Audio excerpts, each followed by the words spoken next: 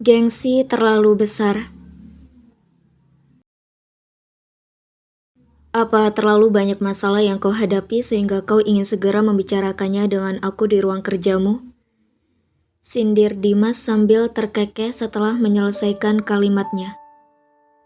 Jih, jika aku punya masalah, aku selalu bisa menyelesaikannya sendiri. Tak akan pernah aku membutuhkan bantuanmu.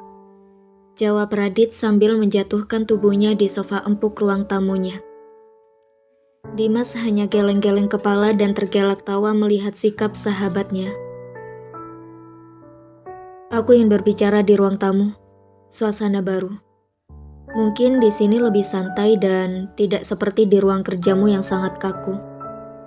Jawab Dimas sambil mengambil cangkir teh yang baru saja diletakkan di meja tamu oleh pelayan Radit. Hah? Apa yang mau kau bicarakan? Radit menggeleng-gelengkan kepalanya sambil menanyakan sesuatu yang seharusnya tidak perlu ditanyakan olehnya. Karena Dimas pasti akan bicara ketika dia mau bicara. Kau tahu, istriku memiliki seorang kakak. Kalimat pertama yang dilontarkan oleh Dimas dalam obrolannya. Radit menggelengkan kepalanya. Kan aku sudah katakan padamu sejak awal. Sebaiknya kau melihat dulu latar belakang dia sebelum kau menikahinya. Tapi kau sudah sangat tergoda dengan tubuhnya. Dan kau sudah terpikat dengan pesonanya. Sehingga kau tidak mau mendengarkan aku lagi.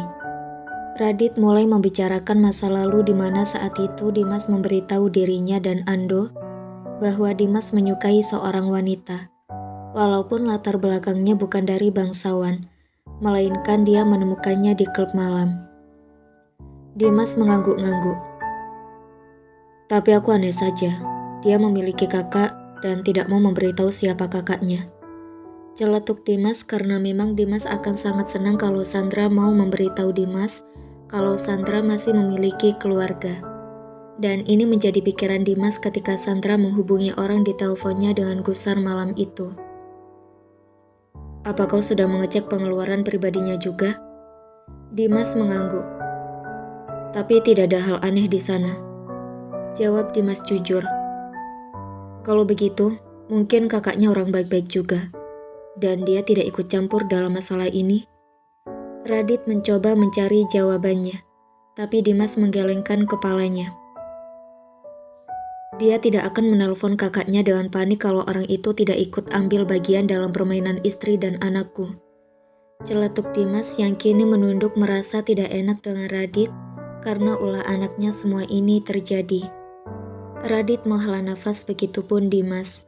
Keduanya hanya diam beberapa menit, memikirkan jawaban apa yang harus dilontarkan kepada temannya.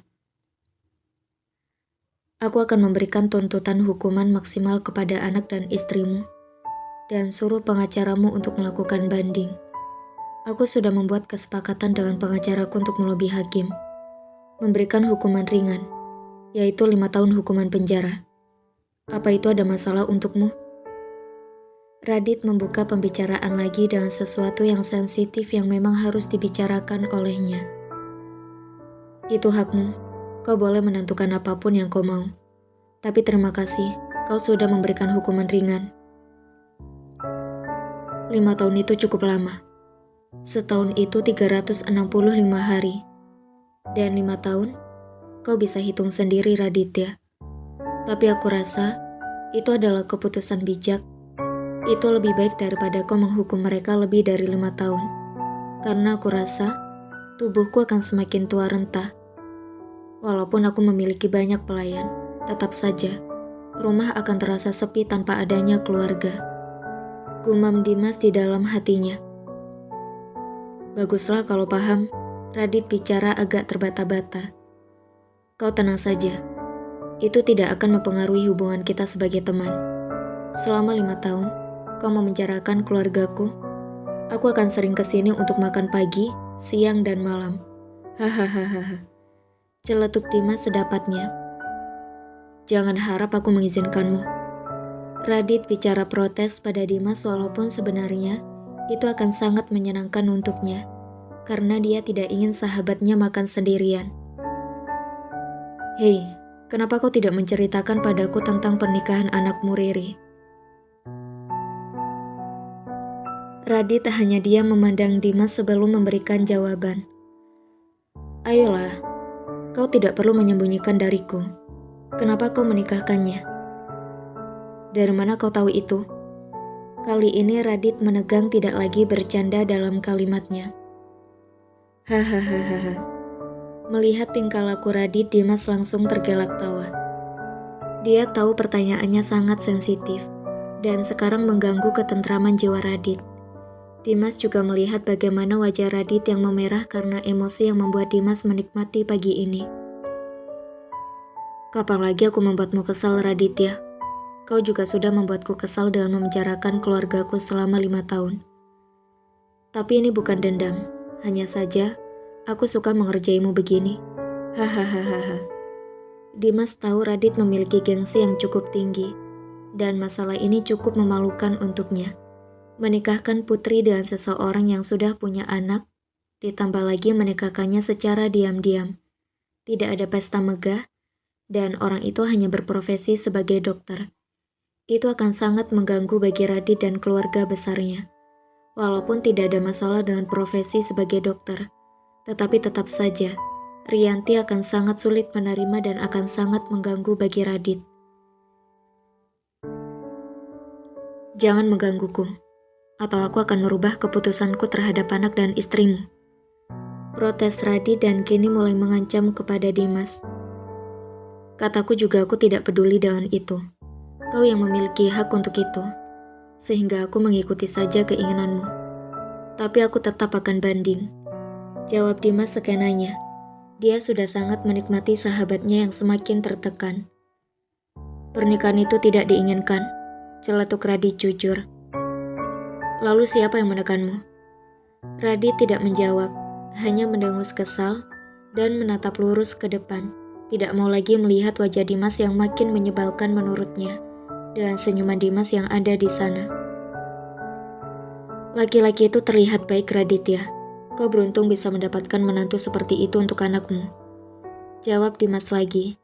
Kali ini juga tidak memandang Radit, dan tidak lama Radit menengok ke arah Dimas.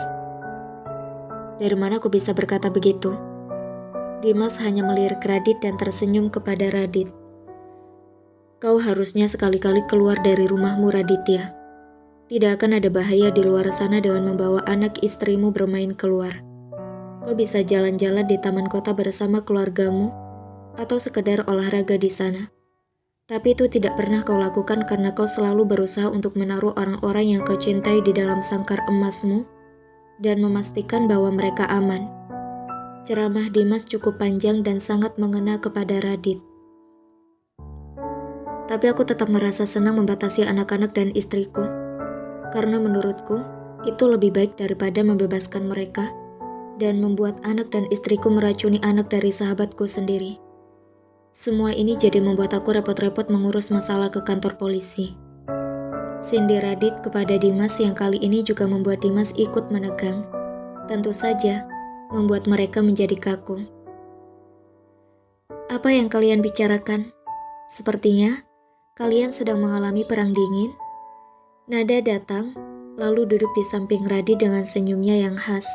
Membuat Dimas pun ikut tersenyum sedikit mencairkan suasana yang sedang tidak bersahabat. Kenapa kau kesini? Aku tidak menyuruhmu kesini. Dan sebaiknya, kau masuk saja ke dalam temani Riri. Radit tidak suka melihat Nada di sana, dan melihat sahabatnya tersenyum kepada Nada. Bagaimanapun juga, Radit tahu kalau Dimas sempat menyukai Nada. Dan itu sering membuatnya cemburu tidak pada tempatnya. Aku hanya ingin ikut ngobrol, Raditya.